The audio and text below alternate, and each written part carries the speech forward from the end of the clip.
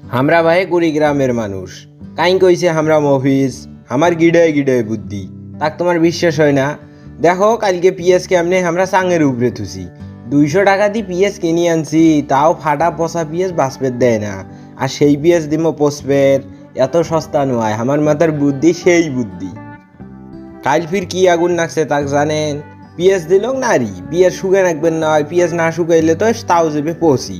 এমনি পিএসের যে দাম, পিএস কিনবে যা মনে হয় যে পিএস তো নয়, যেন সোনা কিনবে রাখছি। সে পিএসও দিল নারী, আসি গেল ঝরি। সেই জন্যে আর কি করার, পিএস তো বাস ফেরে পাইল না, তাও পিএস তুলবে যা দেখি দেশি পিএস আর ভারতের পিএস একঠেনে গড়ি থইছে। এলা মোর মনে হয় কি জানেন, যে আমরা পিএস আবাদ করছে, ওমরা সবাই শেখ হাসিনার লোক, ওমরা সবাই আওয়ামী লীগ আবাদ করছিল। ওই জন্য ভারতের পিএস বাংলাদেশের পিএস একঠেনে করি বয়াইছে।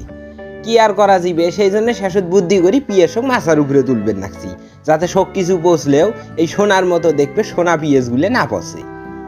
তা ভাই আমার অতি তোমার মতো কার কার বুদ্ধি আছে? তোমার অতিও কি এদম করি পিএস থন? একটা কমেন্টত জানান তো দেখো।